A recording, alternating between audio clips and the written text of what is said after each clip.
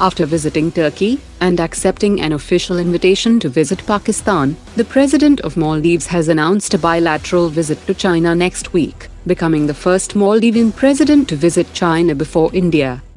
All Indian S-400 air defense systems deployment sites are being equipped with advanced multispectral camouflage nets, making it near impossible for them to be detected by enemy reconnaissance pods of China and Pakistan. A military analyst has said that Slovenia had ordered shells and charges from India, which has transferred it to Ukraine.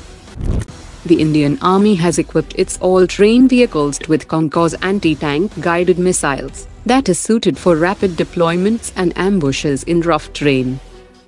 The Defense Secretary conducted a comprehensive review of the progress made by Newspace Research and Technologies on its high-altitude pseudo-satellite program.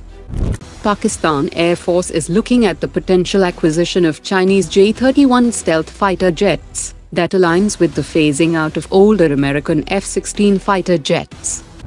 Armies of India and the United Arab Emirates have kick-started the first edition of Desert Cyclone military exercise in Rajasthan.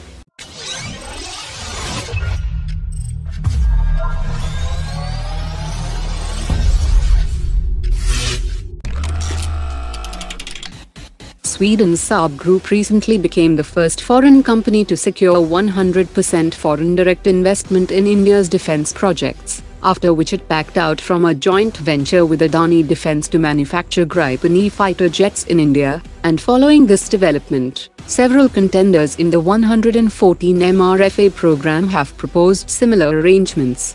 French firm Dassault Aviation has put forth a similar proposal in the event of winning the MRFA tender, which includes taking full control of Dassault Reliance Aerospace Limited, making it a 100% Indian subsidiary with complete ownership rights. The Eurofighter Consortium is also considering a move towards 100% foreign direct investment if successful.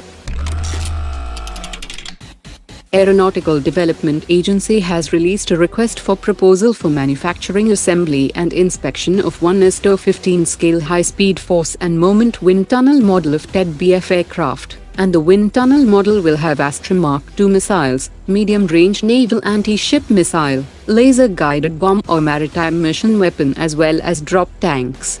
Clearance by Cabinet Committee on Security is expected by mid-2024, and it would take another 1.5 years to build the first prototype. At a time when the Air Force has decided to go for 3 indigenous ISTAR aircraft worth 6,000 crore rupees, DRDO's Center for Airborne System has released a request for information for design and realization of ISR operating enclosure and rooftop setup for Project ISTAR. It will be replicating the actual fuselage of ISTAR platform in true scale, and nearly matching with the actual platform in all other aspects, and will recreate the actual operating environment to the operator. The sensors and monitoring equipment will be indigenous, but the aircraft will be a commercial or executive jet acquired from abroad.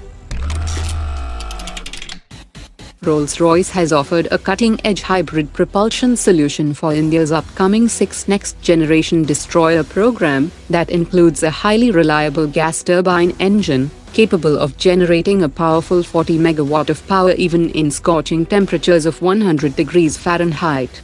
The MT-30 engine will be the workhorse of the hybrid system that will be paired with combined diesel-electric or gas arrangement that will allow the next-gen destroyer to switch seamlessly between gas turbine power for high-speed maneuvers and diesel-electric propulsion for quieter and stealthier operations. Today's top 3 comments.